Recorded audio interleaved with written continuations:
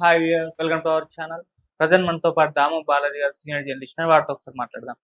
నమస్కారం సార్. నమస్తే. Sir, Vijay Devarakonda and Rashmika వందన వీళ్ళిద్దరి పెళ్లి కూడా రాజస్థాన్ లో ఇవాళ ఘనంగా అయితే జరిగింది. అయితే వీళ్ళు కొడవ సంప్రదాయంలో పెళ్లి చేసుకున్నారని చెప్పేసి తెలుస్తుంది. అయితే ఏంటి ఈ సంప్రదాయం అని చెప్పేసి నెటిజన్స్ కూడా సెర్చ్ చేస్తున్నారు. మరి కొడవ సంప్రదాయం అంటే ఏంటి, దీంట్లో పెళ్లిళ్ళు ఎలా చేస్తారు, అలాగే సార్ ఇటు రష్మిక మందన బ్యాక్గ్రౌండ్ అలాగే బయోగ్రఫీ ఒకసారి చెప్పండి సార్. ఈరోజు విజయ్ దేవరకొండ అండ్ రష్మిక మందన్న పెళ్లి ఇందాకే జరిగింది. దాని తర్వాత మార్చి 4వ తేదీ ఇక్కడ తాజ్ కృష్ణాలో రిసెప్షన్ కూడా జరుగుతుంది. పెళ్లికి మాత్రం కేవలం 100 మందిని ఆహ్వానించారు. రాజస్థాన్లో ఉదయ్పూర్లో ఒక లగ్జరీ హోటల్లో 100 గదులు బుక్ చేశారు. ఆ 100 గదులు ఒక్కొక్క గది ₹1,00,000 అని చెప్తున్నారు. అలాగా ₹1,00,00,000 ఓన్లీ గదులకే పెట్టారు అనేది వస్తున్న వార్త.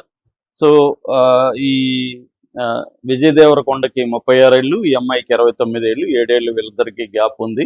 సో ఈ రోజు పెళ్లి అనేది ఇంకా కంప్లీట్ కాలేదు. ఒక పద్ధతిలో, తెలుగు పద్ధతిలో మార్నింగ్ జరిగితే ఈవినింగ్ కొడవ పద్ధతిలో జరగబోతుంది పెళ్లి. సో అసలు కొడవ పద్ధతి ఏంటి, ఈ అమ్మాయి బ్యాక్గ్రౌండ్ ఏంటి, కొడవలు అంటే ఎవరు, వాళ్ళు ఏమన్నా వేరే వేరే మతమా, ఆ పద్ధతిలో జరుగుతుంది. మామూలుగా క్రిస్టియన్ హిందూ పద్ధతిలో మనం చూసాము, సమంత, నాగ చైతన్య ఇలాగా. సో వీళ్ళ మెథడ్ ఏంటి అనేది చెప్పాలంటే ఈ అమ్మాయి కొంత బయోగ్రఫీ చెప్పాలి. దాని తర్వాత మళ్ళీ నేను పెళ్ళికి వస్తాను. సో ఈ అమ్మాయి వచ్చి విరాజ్పేట, కర్ణాటక, కొడగు జిల్లా ఇది. కొడగు జిల్లా, కర్ణాటకలో కొడగు జిల్లా అని ఉంటుంది. అక్కడ విరాజ్పేట అనే ఊర్లో ఈ అమ్మాయి పుట్టింది. సో వీళ్ళ నాన్న మదన్, వీళ్ళమ్మ సుమన్. మదన్ ఈయన వచ్చి అక్కడ విరాజ్పేటలో ఆయనకి కాపీ ఎస్టేట్లు ఉంది, తర్వాత ఫంక్షన్ హాల్ కూడా ఉంది. వీళ్ళ అమ్మ సుమన్ అయితే హౌస్ మేకరు. సో ఈమెకు షమన్ అనే ఒక చెల్లెలు కూడా ఉంది. ఆ చెల్లెలకు రష్మిక తల్లిలాగా కూడా చెప్పుకుంది. చాలా, నేను తల్లిలాగా అమ్మాయికి ఒక మదర్ ఫిగర్ అని కూడా చెప్పుకుంది. ఎందుకంటే ఆ చెల్లెలకి మెంటరింగ్ ఇచ్చి ఆ అమ్మాయిని గ్రూమ్ చేసిందంతా కూడా నేనే అని కూడా చాలాసార్లు చెప్పుకుంది. అట్లాగే తన స్ట్రాంగ్ పిల్లర్ తల్లి, స్ట్రెంగ్త్ అనేది తల్లిగా కూడా రష్మిక చెప్పుకుంది. అయితే కొడగు వీళ్ళది ఏంటంటే ఈ కొడవ, కొడగు, కొడగ అని అంటారు వీళ్ళని. కూర్గు మనం విని ఉంటాం, కూర్గ్స్గా కూడా వీళ్ళని పిలుస్తారు. ఇది కొడగు ఏరియా అంటారు దాన్ని. ఆ ఏరియాలో ఉండేవాళ్ళని కొడగాస్ అని అంటారు, కొడగా ట్రైబ్స్ అని కూడా అంటారు. వీళ్ళు మాట్లాడే భాష కొడవ భాష. కొడవ భాషలో 60% వీళ్ళే ఉన్నారు. వీళ్ళందరూ కూడా హిందువులే, వీళ్ళు సపరేట్ మతం కాదు. కాకపోతే మిగతా హిందువుల్లోనే రకరకాల గ్రూప్స్ ఉంటాయి. నిజానికి హిందూ అనేది ఒక మోనోలిథిక్ మతం కాదు. మనకు ఒక క్రిస్టియానిటీ లాగా, ఇస్లాం లాగా హిందూ అనేది మోనోలిథిక్ కాదు. మోనోలిథిక్ చేయడానికి ఇప్పుడు సంఘ పరివారు, బీజేపీ ట్రై చేస్తున్నారు. కానీ హిందూ అనేది అనేక సంప్రదాయాల కలయిక. అలాగే వీళ్ళు కూడా ఎప్పటి నుంచో ఉంటున్నారు. వీళ్ళకి ఏంటంటే కాపీ అంతకుముందు వీళ్ళు అగ్రికల్చరు, అంతకుముందు వీళ్ళు సైన్యంలో యుద్ధ వీరులుగా కూడా పనిచేసిన బ్యాచ్ వీళ్ళు. తర్వాత 18th 19th సెంచరీలో, ముఖ్యంగా 19th 20th ఎర్లీ 20th సెంచరీలో కాఫీ తోటల కాన్సెప్ట్ అక్కడ బాగా వచ్చింది. దాని తర్వాత వీళ్ళందరూ కూడా కాఫీ తోటలకు షిఫ్ట్ అయ్యారు. నేను కూడా మధ్య కొన్ని కొడవ గ్రామాలకు వెళ్ళినప్పుడు, అంటే కిల్లింగ్ వీరప్పన్ షూటింగ్ అప్పుడు వెళ్ళినప్పుడు చూశాను. వాళ్ళు చాలా అద్భుతంగా ఉంటాయి. అడవుల్లో ఒక ఫ్యామిలీ ఉంటుంది, చుట్టూ తోటలు ఉంటాయి, వాళ్ళ ఇల్లు కూడా స్ట్రక్చర్స్ చాలా ఇంట్రెస్టింగ్గా ఉంటాయి. సో ఇక్కడ వచ్చి ఉండిపోవాలనిపించే విధంగా ఉంటుంది అనమాట. ప్రకృతిలో మమైకంగా ఉంటారు వాళ్ళు. సో వాళ్ళు ఆ తర్వాత దగ్గరున్న టౌన్లలో కూడా వ్యాపారాలు కూడా వీళ్ళే చేస్తుంటారు. ఎందుకంటే కాఫీ తోటలు అంటే దాని చుట్టూ ట్రేడింగ్ ఉంటుంది, దాని చుట్టూ ఇండస్ట్రీస్ ఉంటాయి. అలాగా వీళ్ళు చాలామంది వస్తున్నారు. సో ఈ కొడవ భాష మాట్లాడే వాళ్ళల్లో వీళ్ళు కూడా ఒకరనమాట. వీళ్ళు ప్రధానంగా ఏంటంటే వీళ్ళకి నేచర్ని ప్రత్యేకమైన దేవుడు ఏముండదు, కావేరీ మాత ఎక్కువగా వీళ్ళకి పూజిస్తారు. అట్లాగే నేచర్ని పూజిస్తారు. తర్వాత వాళ్ళ పూర్వీకులను కూడా వీళ్ళు పూజిస్తారు. అట్లాగే చాలా పండుగలలో వీళ్ళు ఆయుధాలను పూజిస్తారు. వాళ్ళ ఆర్మ్స్ అంటారు కదా, అది వీళ్ళకి లైసెన్స్ లేకుండా గన్స్ తీసుకుని ఒక వెసులుబాటు కూడా ప్రభుత్వం కల్పించని కూడా చెప్తారు. ఎందుకంటే ఎక్కువ అడవుల్లోనే వీళ్ళు ఉంటారు కాబట్టి. అది వీళ్ళ సంప్రదాయం అనమాట. ఇక ఈఎంఐ బ్యాక్గ్రౌండ్ చూస్తే ఈఎంఐ చిన్నప్పుడు కొంచెం ఇబ్బందులు పడ్డామని చాలాసార్లు చెప్పుకునింది. ఎందుకంటే వాళ్ళ నాన్నకి ఫైనాన్షియల్ నష్టాలు రావడంతో ఆట బొమ్మలు కూడా కొనలేని పరిస్థితి ఉందని చెప్పింది. తర్వాత కొంత మెరుగుపడినట్టుగా తెలుస్తుంది. సో ఈ అమ్మాయి చిన్నప్పుడు కూరుగు పబ్లిక్ స్కూల్ అని, ఇది బోర్డింగ్ స్కూలు, గోనికొప్పాల్ అనే ఒక ఏరియాలో ఈ స్కూల్ ఉంటుంది. ఆ స్కూల్లో ఈ అమ్మాయి చదువుకునింది.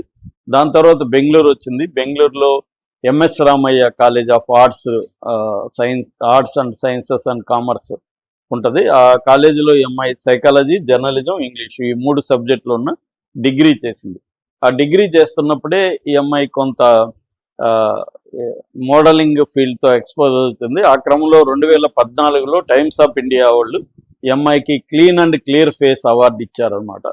అప్పుడే వాళ్ళు ఈ అమ్మాయిని క్లీన్ అండ్ క్లియర్ బ్రాండ్కి అంబాసిడర్ కూడా పెట్టుకున్నారు. కొంత మోడలింగ్ కూడా చేసింది.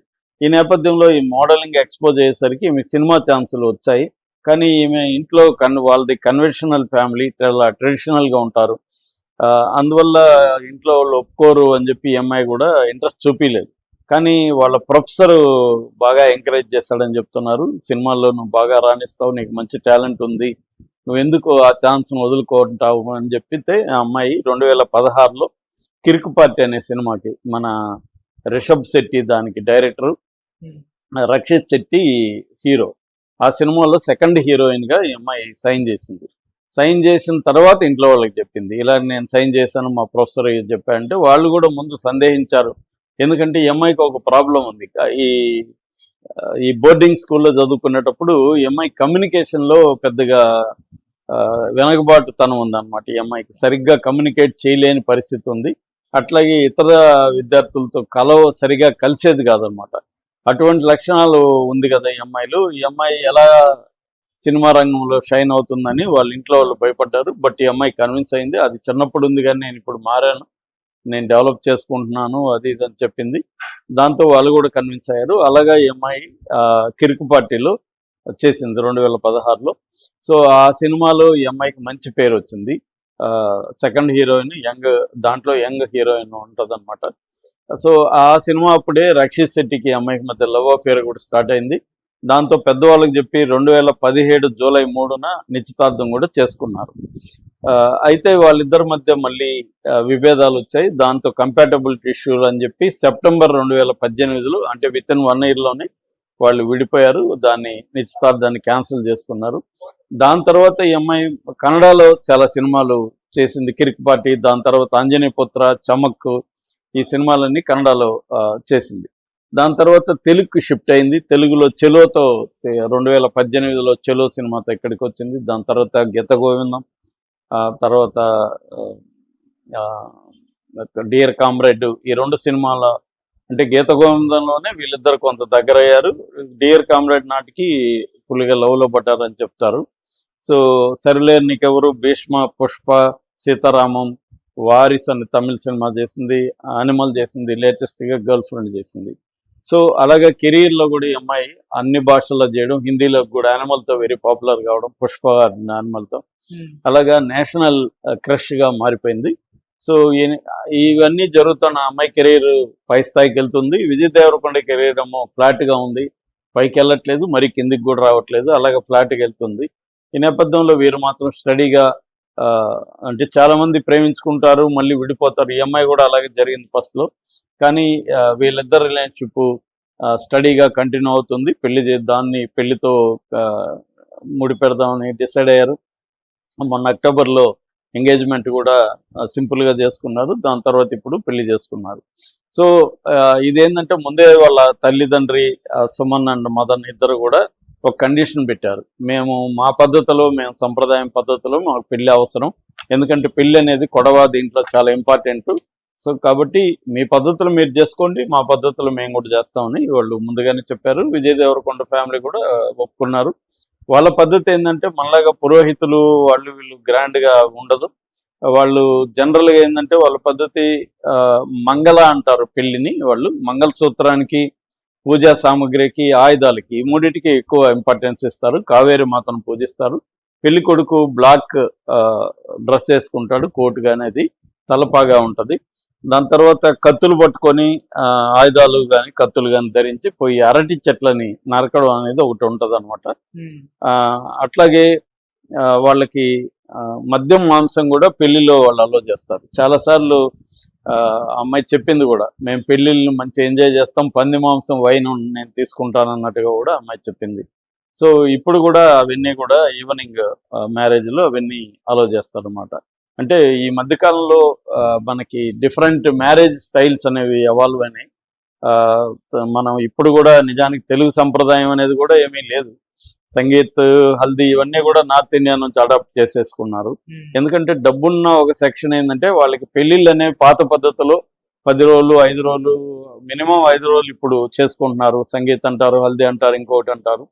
అలాగా మొత్తం 4-5 రోజులు పెళ్ళిళ్ళు అనేవి మళ్ళీ వచ్చేసాయి.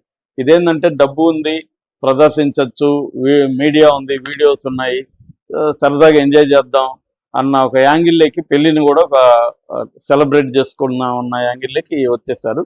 అందువల్ల ఇప్పుడు 2 రకాల హిందూ సంప్రదాయాలు ఇతనికి మ్యారేజ్ అయింది. సో ఈ అమ్మాయి అనేక అవార్డులు కూడా వచ్చాయి. తర్వాత అనేక వాటికి మీ మెక్డొనాల్డ్స్ దగ్గర నుంచి, బిష్క్ ఫోర్ట్ దగ్గర నుంచి, ఓనిస్కే అనే ఒక జపాన్ బ్రాండ్ ఫ్యాషన్ బ్రాండ్ కూడా అంబాసిడర్. సో ఈ అమ్మాయి కెరీర్ మాత్రం అన్ని రకాలుగా పీక్లో ఉంది. విజయ్ దేవరకొండ కెరీరే కొంత ఇబ్బందులో ఉంది. మేబీ పెళ్ళైనాక ఈ అమ్మాయి గైడెన్స్ కూడా చేసే అవకాశం ఉంది. సో ఈరోజు ఈవినింగ్ కొడవ సంప్రదాయంలో వీళ్ళ పెళ్లి జరగబోతుంది. అయితే వీళ్ళు ఏంటంటే ఫోన్లు కానీ ఏమి అలో చేయలేదు. గెస్ట్లు, ఈ 100 మంది గెస్ట్లు కూడా ఫోన్లు ఎంట్రన్స్లో ఇచ్చేయాలి, ట్యాగ్ ఇస్తారు వాళ్ళకి. సో ఫోన్ లేకుండానే అటెండ్ అవ్వాలి. సో విజయ్ దేవరకొండ అఫిషియల్గా పెట్టిన ఫోటోగ్రాఫర్లు ఫోటోలు తీయాలి. అవి కూడా వాళ్ళు చెప్పినాకే రిలీజ్ చేయాలని అవే చేస్తున్నారు. నిన్న హల్దీ ఇవన్నీ కూడా రిలీజ్ చేశారు. సో పెళ్లి ఫోటోలు కూడా అఫిషియల్గా రిలీజ్ చేసిన మాత్రమే బయటకు వచ్చే అవకాశం కనిపిస్తూ ఉంది. ఎందుకంటే ఈ మధ్య వాళ్ళ ప్రైవసీ భంగకరంగా వచ్చేస్తా ఉన్నాయి కాబట్టి ఆ జాగ్రత్తలు విజయ్ దేవరకొండ తీసుకున్నట్టుగా మనకు తెలుస్తుంది. Thank you so much.